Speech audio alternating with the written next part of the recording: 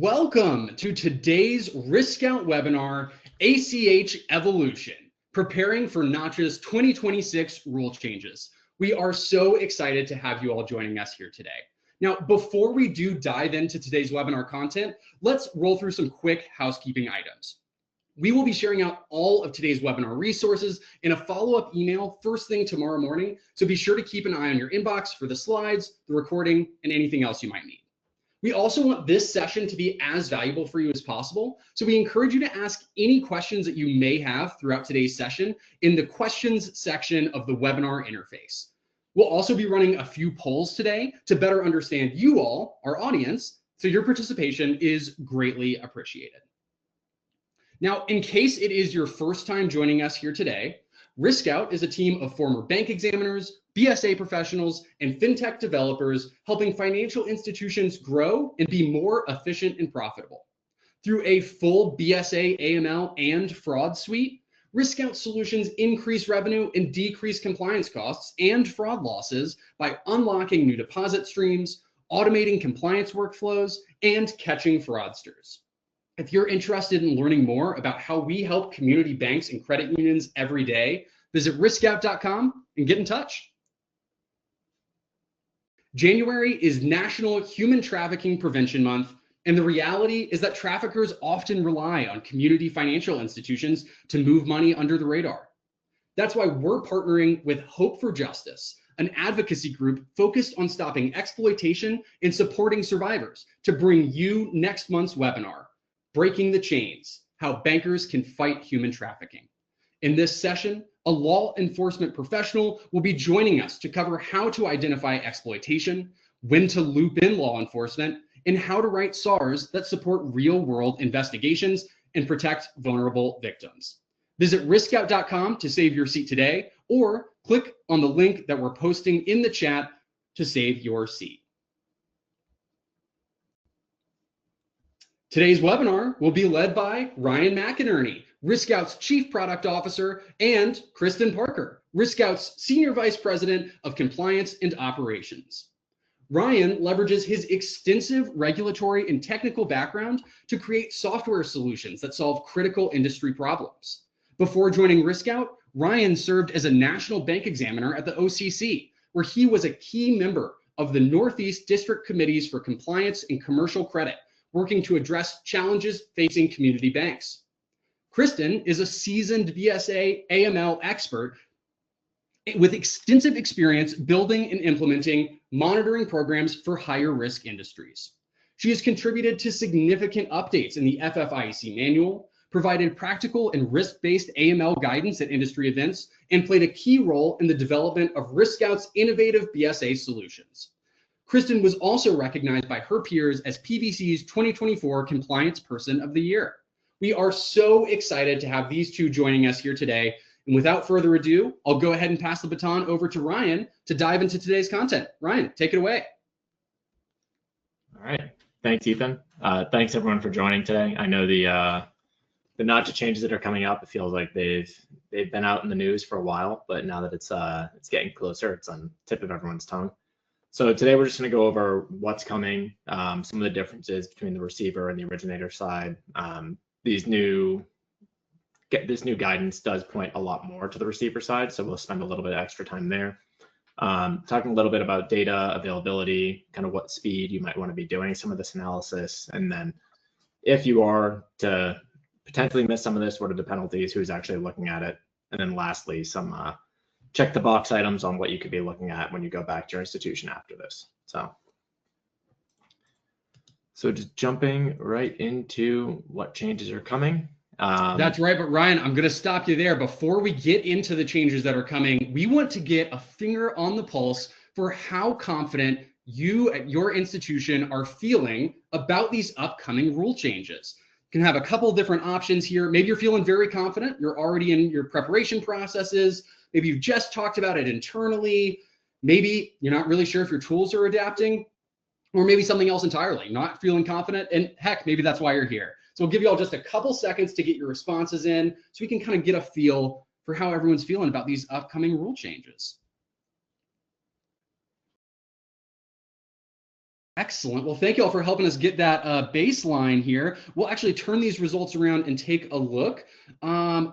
We should be able to see these popping up now. And it looks like our majority response is kind of right down the middle. It depends. A lot of folks aren't sure if their tools are going to be adapting to be fully compliant with those Nacha regulations. We had 30% that they've discussed it internally, they're feeling somewhat confident, 20% that aren't feeling confident, and then 7% on either end of that spectrum with a very confident or not confident at all, really making almost a perfect bell curve here. Ryan, I know you're working with banks and credit unions every single day. Does this kind of surprise you at all? No, honestly, I'm surprised as many people are confident as they are in here, because it seems like a lot of the institutions we're talking to, it's kind of up in the air whether or not the processor or the existing solutions are actually covering this yet, particularly with whatever data is available. So we've seen a lot of concern here from a lot of institutions where they want to make sure that they're in the right for it when they are up for the guidance to be in place. But there's definitely some work and some planning to do for that. Certainly, I can tell you that I talk to institutions all day long, every day, and during the kind of just the discovery phase of everything. And I'm a little bit worried about some of y'all because I'm hearing a lot of what there are rule changes coming. And so if I'm hoping this is fruitful for you guys that are kind of on the fence or not even really understanding that there are changes. So. Well, excellent. Thank you all for sharing that information. And we'll throw it to Ryan to make sure we can move some of those folks into the more confident responses there. Take it away. All right. So the two main items here, you have formatting changes to ACH entries. That's kind of in a variety of different locations throughout the ACH process, but depending on what your role is coming into this webinar, if you're on the ACH operations side, these are some things that you're going to be checking in to make sure those changes are actually getting executed. What gets a little bit more nuanced and a little more complicated in the compliance BSA side is these risk-based processes and procedures to detect unauthorized or suspicious ACH entries. And they say under false pretenses. There's some other verbiage they use in there, but this is a shorter way to do it so we don't go through a paragraph of lawyer speak.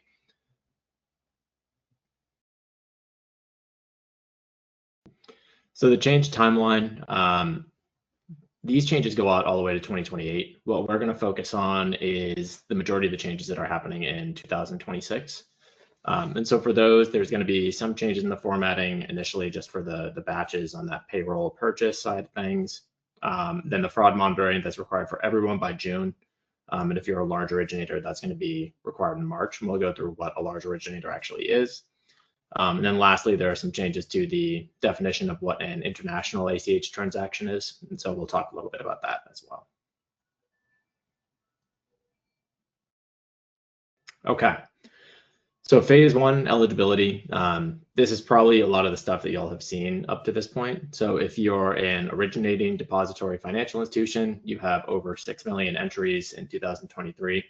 That would qualify you for the March effective date as opposed to the June effective date.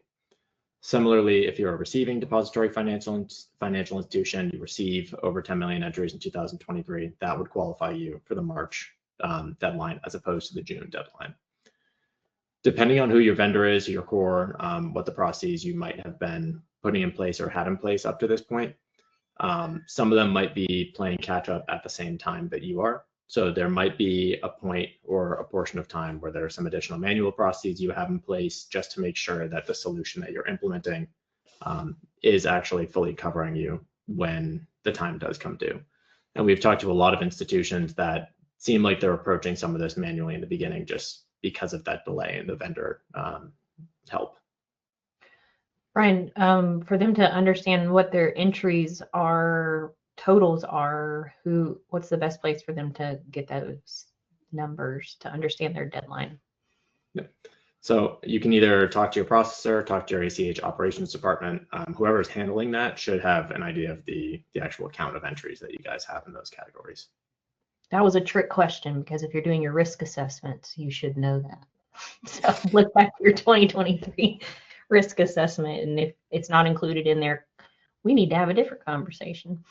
Yeah, and there's a lot of conversations we've been having where we're talking to the bankers, and it's usually on the BSA AML side. And we'll ask that question, and there's not always the best awareness of what those numbers might be and when this actual due date is coming up. And I think part of the challenge with these Nacha changes, it's kind of blending two portions of the institution, right? You have your people that are focusing on operations and you have people focusing on BSA, AML, and it kind of feels like it falls on the other one's shoulder no matter what department you're in. Yeah, I'm seeing a lot of like, no, it's their job kind of situation going on. And then like, I thought they were covering it. They thought they were covering it. And so make sure your right hand and your left hand are talking to each other. Yeah. So we'll run through these format changes.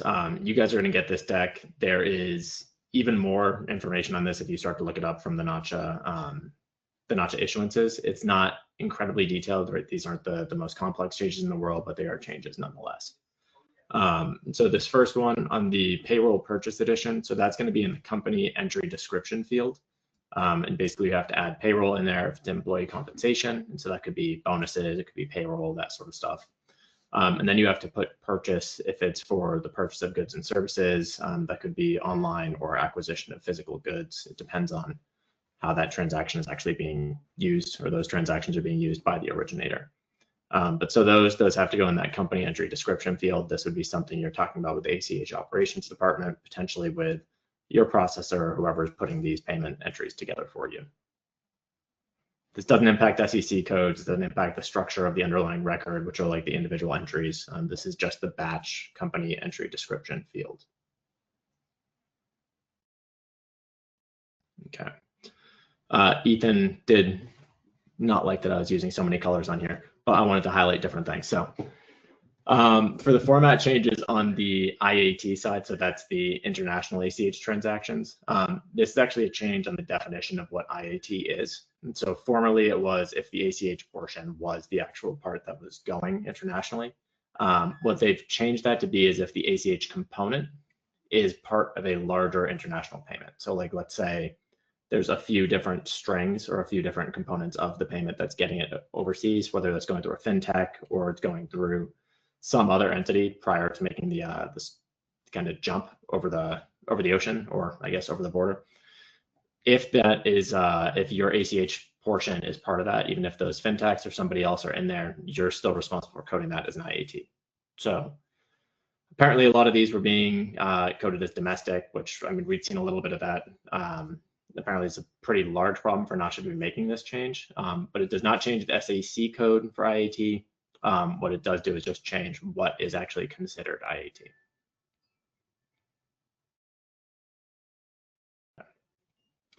Next one is on the funds availability. So this isn't affecting same day settlement. This is affecting other ACH settlements where the following day or the day that you're supposed to actually post the availability, there was some bandwidth in when you could actually do that, right? The previous was up until 5 p.m. So now you have to do that by 9 a.m. And so that can stress your operations department a little bit, particularly if you have some of these fraud or other monitoring processes in place that might have been looking at these things on the day that funds availability was actually supposed to be made. So just keep in mind that that 9 a.m. availability is going to be a pretty big change from 5 p.m. You're basically losing a whole working day on some of these. And it's that's going to be a change that's going to be put in September.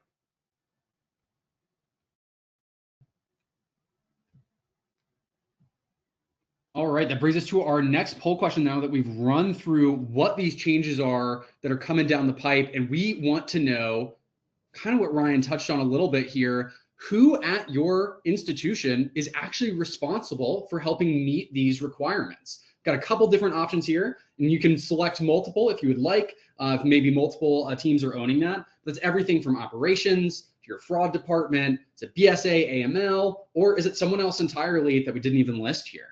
We'd love to kind of get a feel for how your organization is kind of dividing and conquering here.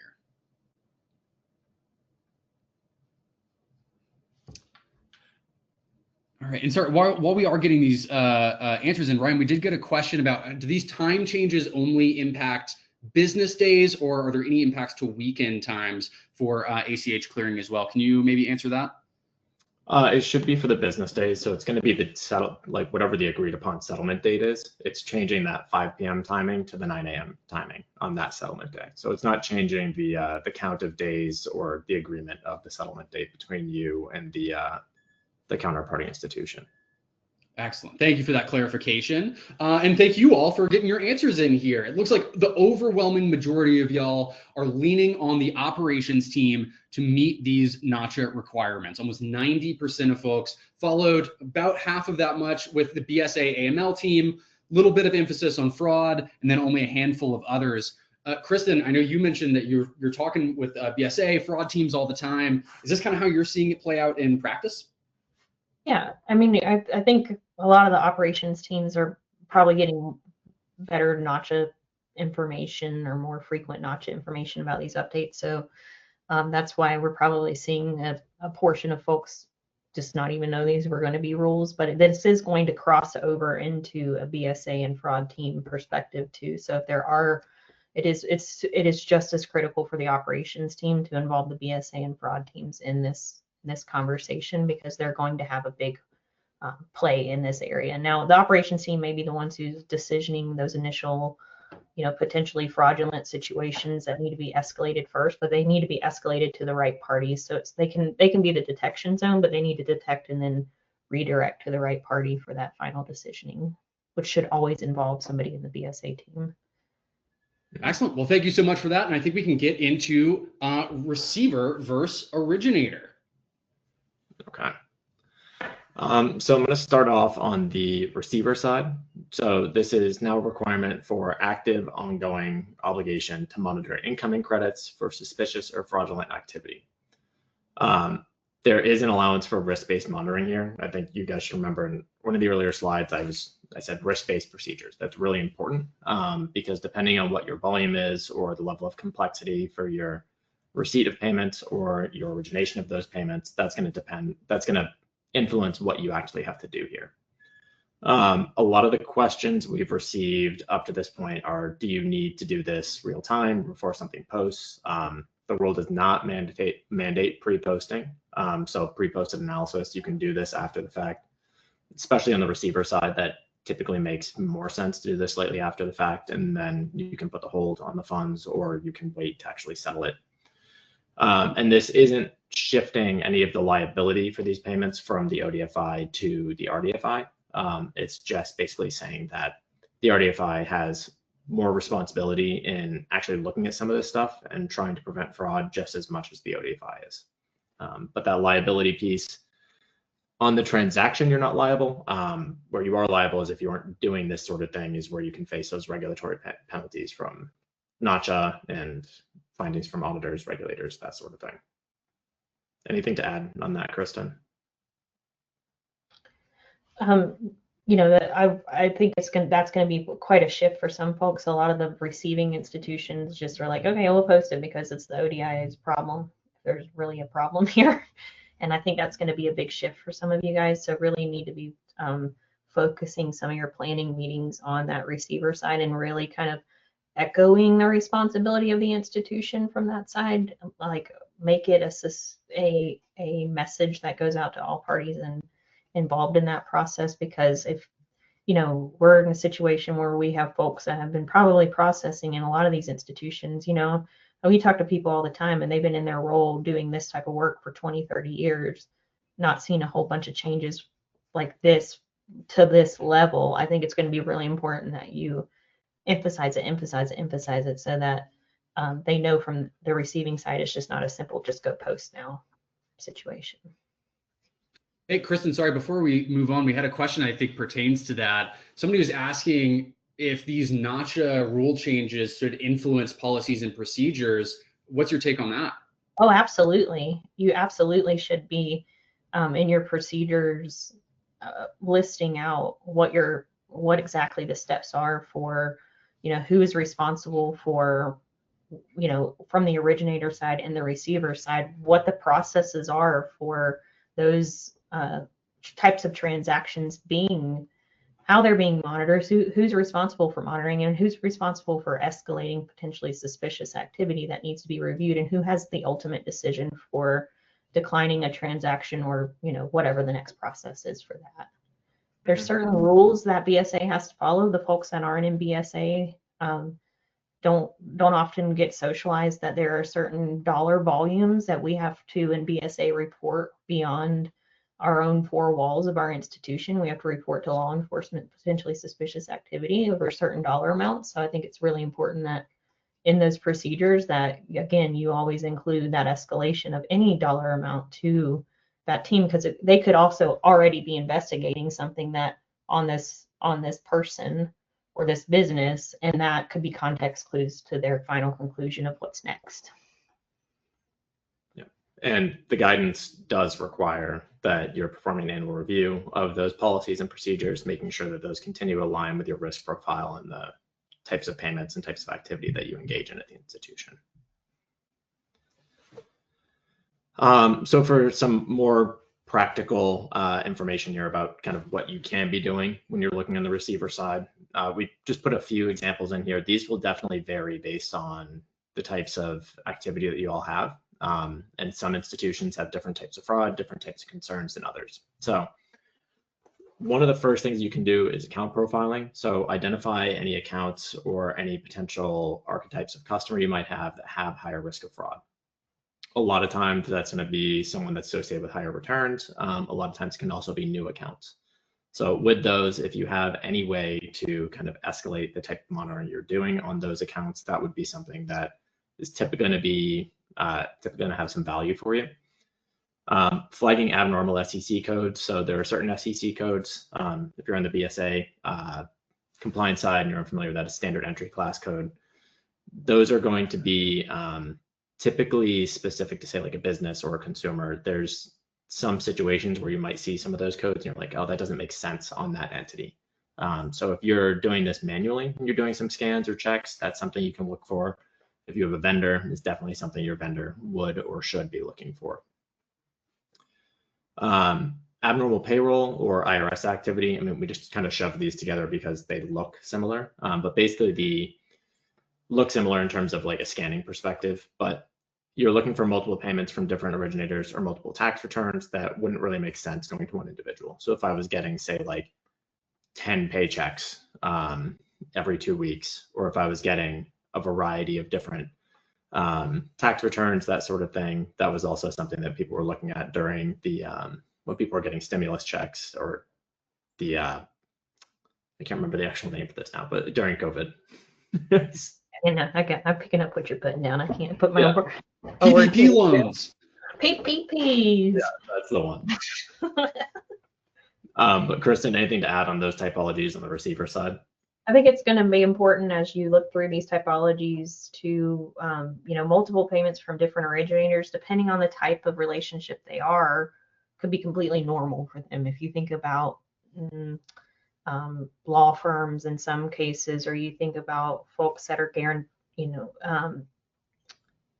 they are the ones that help with the different funds of people who are disabled, that take care of their funds, have been assigned by the courts to do so. So there's situations where that's going to be normal. So it's really important that you don't just blanket state and say that red flag it's fraud, return it.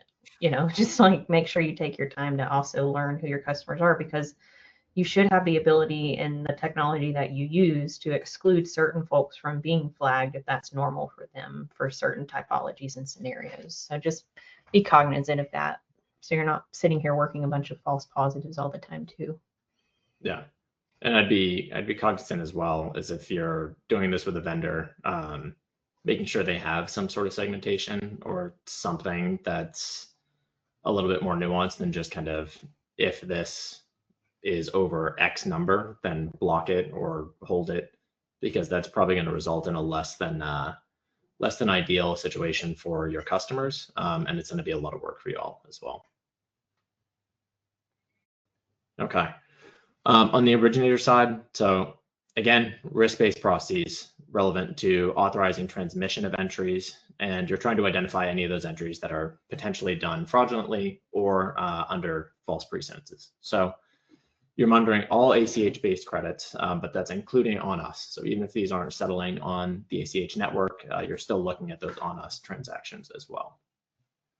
And well, I did put the policies and procedures thing in here. So again, review policies and procedures annually. That's going to be something that's important for that rulemaking. Now, what this does not require, and they specifically call this out in the guidance, is that it's not requiring screening of every transaction individually. In practice, that does become slightly challenging to say that you don't have to scan each transaction individually, but I think the reason that they're saying that is if this is risk-based and you're looking at an exception basis because your volume is so low or something along those lines, then that would probably be a situation where you're not looking at every transaction. I think a lot of times it does make sense to be looking at each one, but it's really going to depend on your specific use case and your specific risk at the institution. And then again, this does not require screening prior to processing. That's a risk-based decision, and it's also going to heavily depend on the data availability that you have at the institution.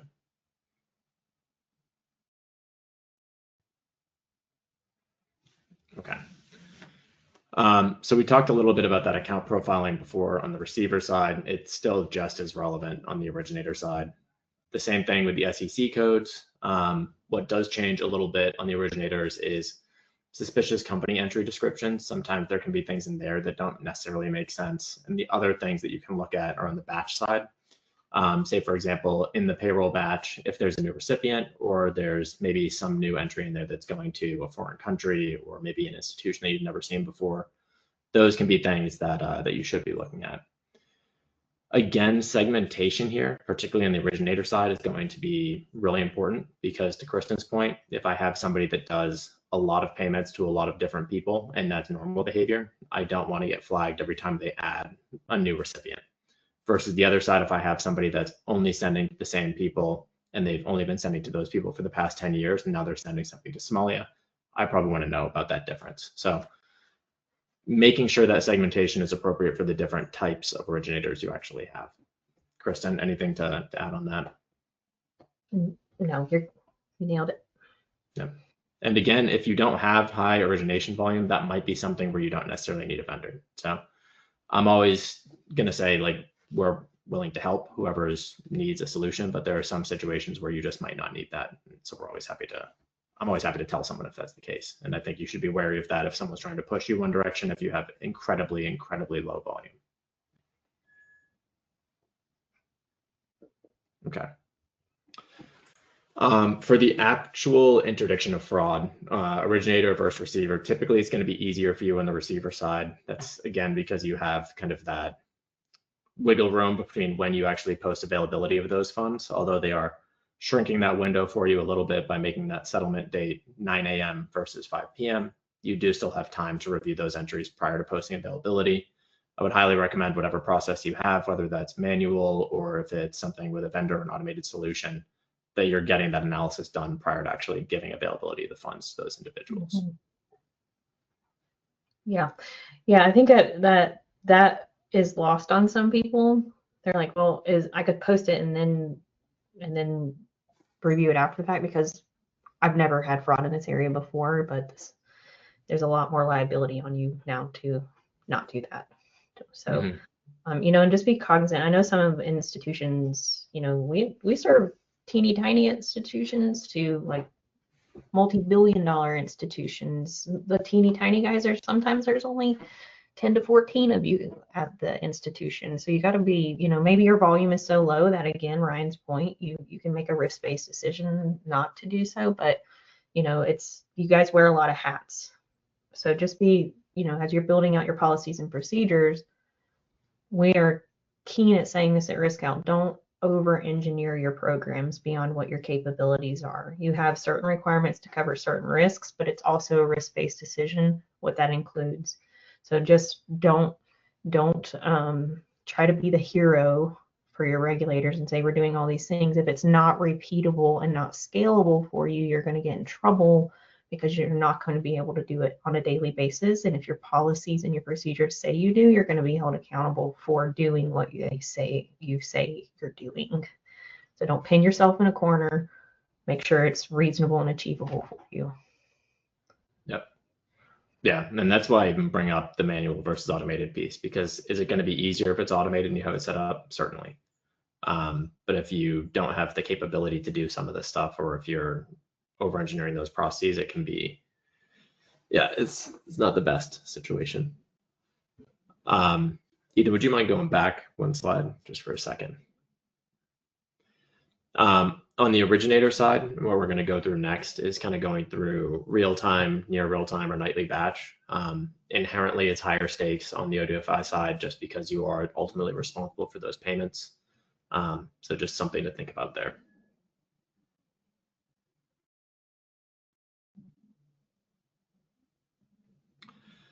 Okay, so these systems are risk-based. So making sure this process aligns with volume and complexity, as I've probably just beat over and over again, you guys are sick of me actually saying. At RiskOut, we talk about 3 fraud system levels. This is something we use to guide conversations when we're talking to different institutions or different cores.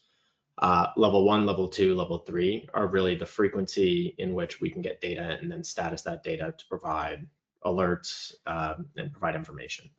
So level 1 is typically what we're going to call real-time or neo-real-time. That's going to be API, or it's going to be something similar to an API, where it's the fastest, most effective way to react and decision to that fraud. I will say it's the most effective if you have the staff to actually work on this real time.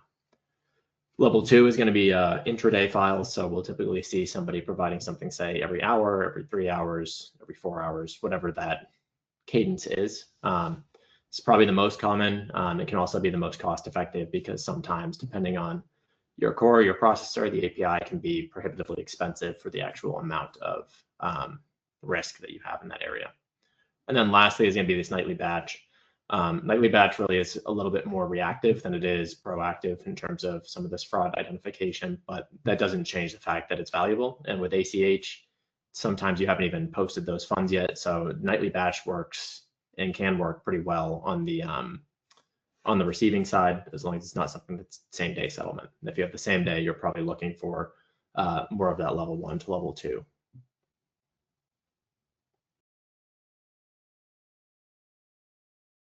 Okay. So what does real time actually look like? And so what we put together here is kind of just an example flow for level 1, level 2, and level 3, so you all can see what that would actually look like at your institution.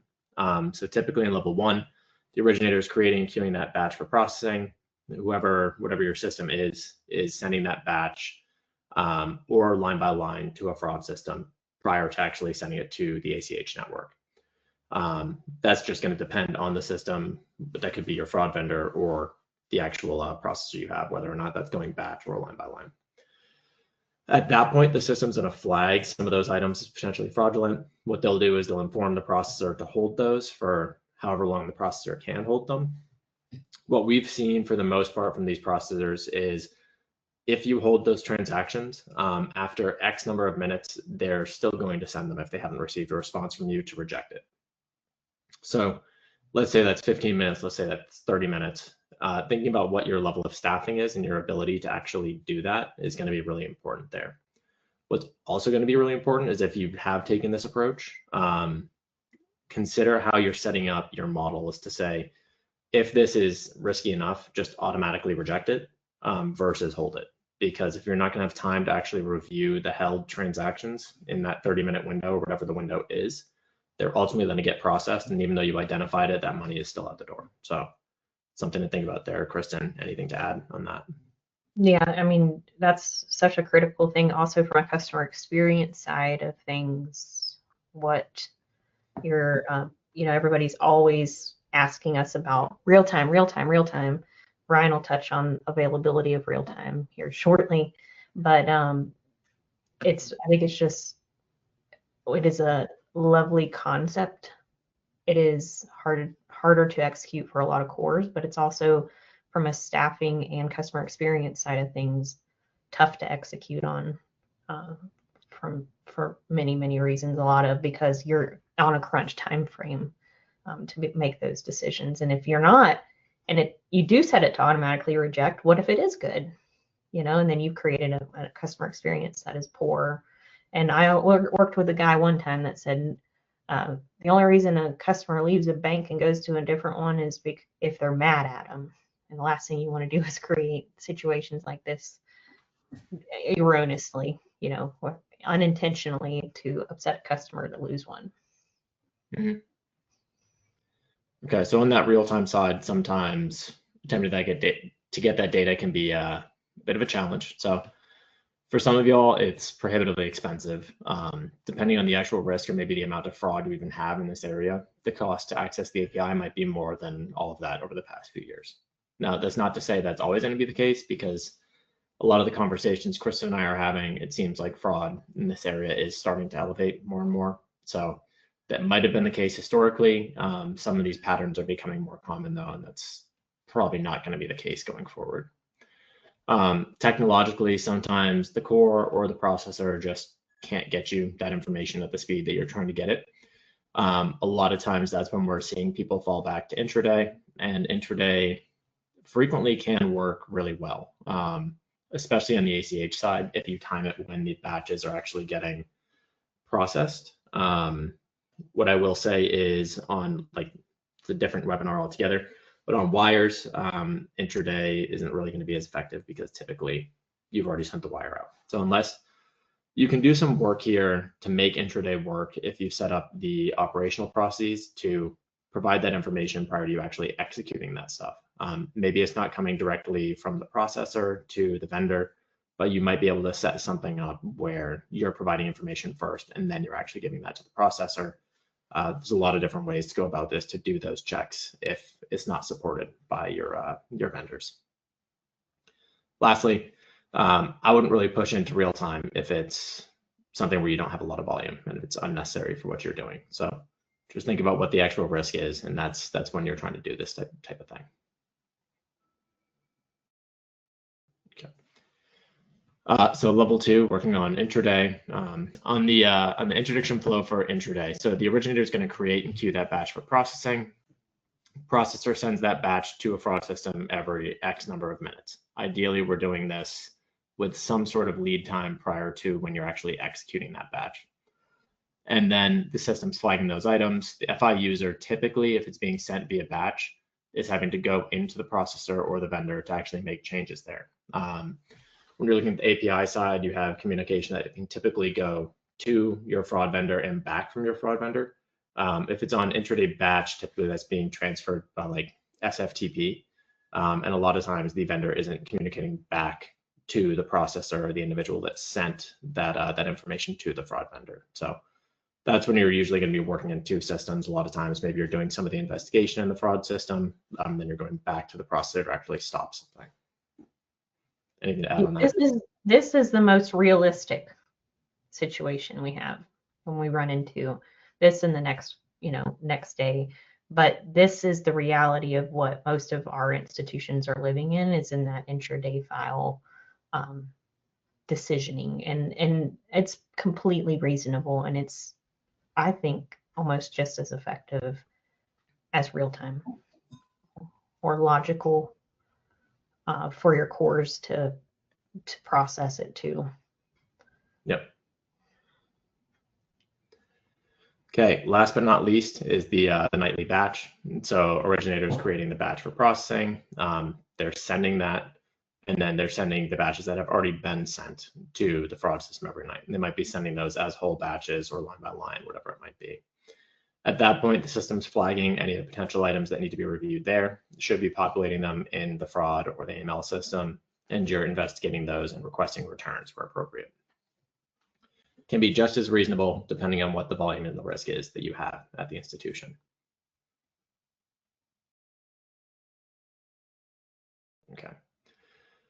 When we look at who's actually enforcing this, a lot of the times it's going to be regional payments associations. Federal regulators do look at this, but I could say from the OCC side, like when we were going into exams, there's a payments team that OCC has. Those individuals, it's a pretty small group, and they're not on every examination. So what those folks are going to do is they're usually going to look at the audit report or potentially anything else you might have on the payments side. And I think they've been spending a little bit more time in the payments area over the past few years. So Might be a little bit more work over there, but a lot of times they're relying on the auditors or any other reporting they have on the payment systems.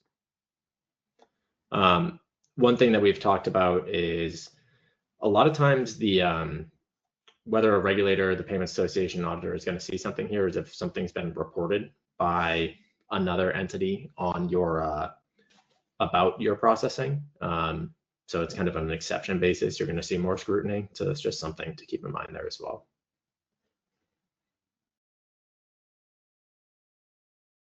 Okay. The cost is it's relatively expensive. So for egregious violations per Nacha, those fines can be up to $500,000 per violation. And then those violations could be every 30 days you're getting it again, or it could be every exception, every violation. So it could even be more frequent than that. So that can add up incredibly quickly. Typically, Yeah. we have, Brian, the word egregious is subjective, right? Because it goes to an oversight committee at Nacha, and there's no like one scenario over another that's considered egregious. So it could be very subjective. So better really be covering yourselves, because it could be sometimes very dependent on somebody's opinion of the situation. Yeah. Yeah, and so there are those different levels of those Nacha violations. Egregious is level 3. And so they could put those violations anywhere up to level 3. Then after that, if you do get these violations, the corrective action can be a pretty long and difficult process, particularly if it's something you've missed entirely. There is the risk there reputationally, operationally. On the operational side, if you've had any suspension of ACH services, that can be incredibly disruptive to your originators, your receivers, that sort of thing. So keeping in mind that, are they going to suspend your services? Probably not. That's really going to have to be something that you've messed up pretty bad.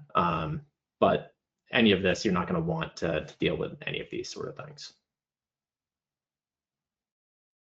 All right, that brings us to our next poll question, which you should see coming up on your screen now. Now that we've kind of run through a lot of the meat and potatoes of what's coming down the pipe from Nacha, we want to understand, what are your biggest concerns around these changes? And don't worry, I think you can select multiple results here. So if you're feeling conflicted, or you think that multiple things will be big thorns in your side in the coming months, feel free to let us know here. It could be anything from staffing, expertise, data quality, customer member impact, alert turnaround times, or maybe it's something else entirely that we haven't even gotten to touch on today. So we'll give you all just a couple more seconds to get those responses in here before we talk about what you should do in practice.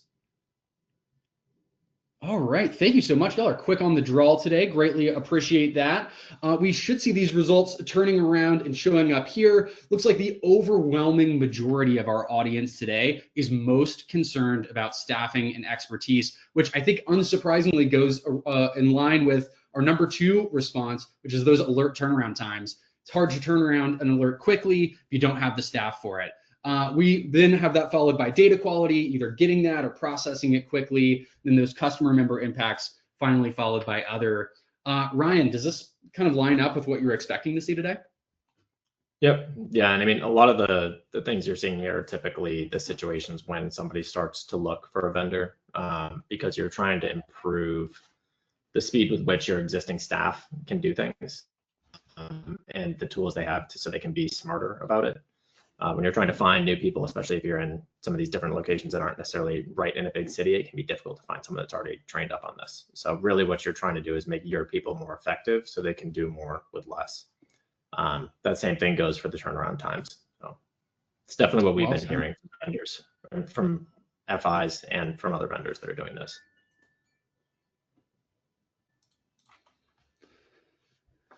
Okay, so solutions in practice. Just kind of a final checklist here of things that we would kind of expect you to be looking at as you're coming into the final few months of this, depending on what your size is. So determine if you are required to implement early. Talk to your operations team, talk to your processor, whoever you have to. Just make sure that hasn't snuck up on you.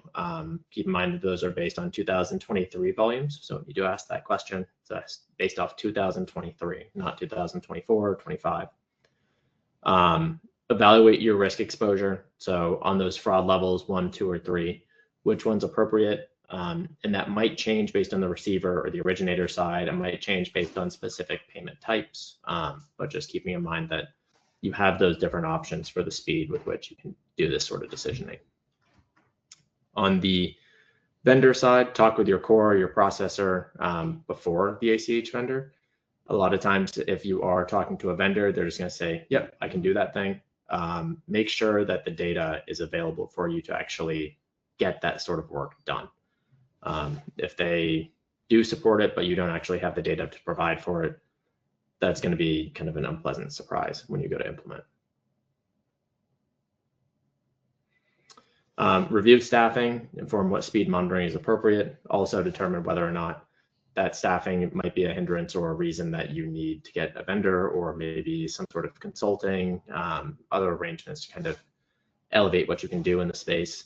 Determining which types of fraud are most impactful for your organization. We went through a couple different examples of those methodologies, but there's a lot of different items there that can be the different types of fraud. So making sure that you're really focusing for the types that are most appropriate for you.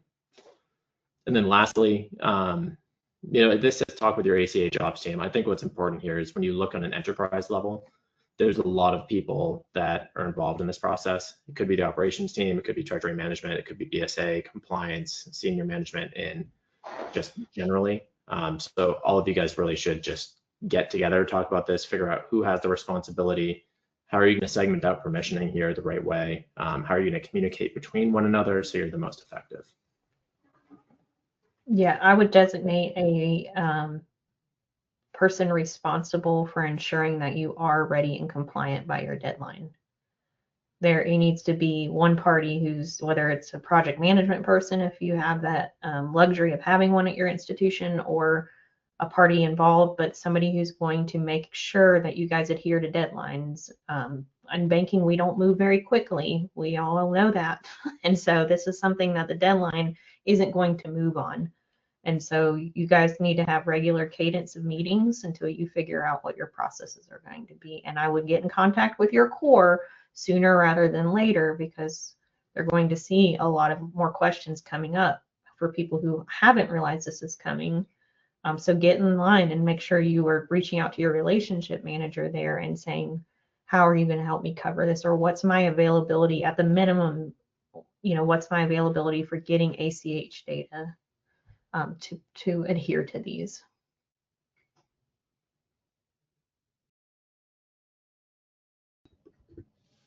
All right. So are we going to be compliant with the new Nacha rules? Are we going to have different rules, models, things like that we can use? The answer is yes. So we've been working on this for a while, working with our different institutions about the speed of availability we have for data, the different data that we might be getting, sometimes might not be getting. So we do have models here for the originator side and the receiver side. If it's something you all want to talk about, I always share my email. It's just ryan@riskscout.com. You're always welcome to reach out to myself or Kristen or anyone else in the team, and we're happy to talk through some of this stuff. Excellent. Well, y'all, that brings us to the much anticipated Q&A. We have gotten a whole lot of questions. And as a reminder, if you have one that we haven't answered yet, go ahead and throw it in the questions box. Even if we don't get to it today live on the call, we will be sure to follow up with you afterwards to make sure we can answer all the questions that you have. Now, while we are diving into Q&A, we have our last poll question, which you should see popping up on the screen now. And that asks if you would like to get in touch with RiskScout about any of the following. Maybe it's about Nacha, maybe it's about something entirely, maybe you just liked Ryan's jacket and you want to ask him where he bought it. So this is a great opportunity to let us know where that, if you want to get in touch, if you want to hear from us, we're always here to support you. And I'm going to go ahead and switch over to Q&A while we leave this open for a moment. Ryan, we had a question about the clarification for the monitoring limits. Just to clarify, it is about the volume of entries that one has received in 2023 and not about dollar amounts. Can you confirm if that's correct? Yep, it's volume of entries. There might be a dollar amount as well. I can double check on that, but from what I've looked at, I've been looking at the entries side. I'll double check it for you guys though. Excellent. Thank you for that. And as also to Ryan's point, not only will we be sending out all of our webinar resources in your email tomorrow morning, we'll also link to some of those Nacha ones as well, just so you can have those bookmarked in case additionally. Let's see. We had a question that asked cores, about cores and other solutions. In our experience, Kristen, maybe I'll pose this one to you. Are cores prepared for this change? They know that we work with a lot of banks and credit unions. When we're talking to the cores, do they feel or seem prepared for these Nacha changes? Can you maybe speak to that at all? They're prepared to work with with us and with each of the individual clients on providing them the ACH information, depending on how that institution is contracted, who they're, if they're contracted with the core to process ACH, or that core has a different processor that helps them post those ACH. There's a lot of moving puzzle pieces in this space. But they are aware the changes are coming and that they're going to have to help their customers be compliant with it, which is why I'm asking you to please reach out to your cores now, because the sooner you get in line to talk to your RM and have them work with the data specialists to understand what your processes are, the better shape you're going to be, because from one core to the next, it's going to look different, but within a core itself, it could look different, even if you have the same core process as another customer. So you know what I'm saying? So if you're on a flavor of a core and your next door neighbor bank is on that same flavor of a core, your ACH processes, how they process at that core, could look entirely different sometimes. So it's very important that you reach out to have a better understanding of what that is. And we're happy to always hop on a call and help coordinate that conversation. Yeah, I'll piggyback on that, Kristen. Even just while you were sharing that, we had multiple folks that are on our call today that wrote in and said they've either put in tickets, months ago, and they're still waiting for responses, or they've been told that, the core is not going to address these questions until the new year. And a couple folks that are explicitly asking for some additional help to put some of that pressure on those cores. So completely agree. We're stronger in numbers. The more that we can lean on a core or work together to try and get that information. A lot of them are still figuring out some of their own processes, and when they also work with a third party to help process your ACH, that's a lot of bodies and parties involved in kind of figuring and marrying processes together. But we are, and Ryan's a great example of this, working directly with these cores and just kind of holding their feet to the fire on it too, because if they've got so many other things going on, if you don't just keep at it, keep asking. We've got some cores we work with that are so great and so super responsive, and you got other ones that are just larger, and you're just kind of put in line for the next available representative. So the more you can advocate for yourselves, and sometimes it's harder when you're a smaller institution who has a bigger core to get that attention. So reach out to us, and then we can say, hey, yeah, we have worked with this core, and or this is what we're understanding they're doing. Maybe try this avenue to get the information you need. Yeah, we've seen institutions try and just completely skip the core. They're sending us just the actual Nacha files or that sort of. Yeah, that is another great option too. That seems to almost be more effective sometimes, especially if you're working with one of these bigger, slower core operators. Is just say, hey, we can take your Nacha files and take that information, and that's probably even maybe more effective in some regards. Yeah. I did confirm it is entry volume, not dollar volume. So. Excellent. Thank you for following up there, Ryan. I appreciate that. Chris, I'm going to ask this one to you as well. We had a question from somebody asking if we know of any banks or credit unions that are going to be solving for these changes without a dedicated fraud or AML solution, and what that might look like. Can you speak to that at all? The folks Go ahead, Kristen. The folks that we have talked to, and then Ryan, you can come in here. Even at the smallest of institutions, they're concerned from a repeatability perspective. They're concerned because whenever there's only a human in the loop, you're relying on one or two parties to do this. They are concerned about their contingency plans for that. process, right? And when you're a smaller institution, that can be tough. So again, it's doable for some of your very, very, very low volume specialty institutions that maybe don't deal a lot in ACH. But Ryan, what's your opinion there? I'd say a lot of the times we're seeing that manual election as a stopgap while they're trying to find a vendor or a better solution. But yeah, the repeatability becomes tough. The cross training that you're going to need there, especially when someone that might be that one person that goes on vacation, it's more difficult. Yeah, if we're in a situation where we're working with an institution who's onboarding who has a March deadline and their core has already said that they, we're trying to find workarounds for them to maybe just receive the Nacha files, or the core is trying to help them, but they're not sure they can meet that deadline, then we help them say, what can you do manually to cover this until that data can start being fed in, and we help you cover for that, right? So that partnership with whoever you choose to help, if you choose a vendor to help as in this space, make sure that they are also willing to work with you to ensure that even if the technology can't be fully in place and by your deadline, that they're helping you figure out how you're going to cover your own self. Yeah, that's actually a good point, Kristen, because I think we've seen a lot of somebody saying, I can do this thing for you.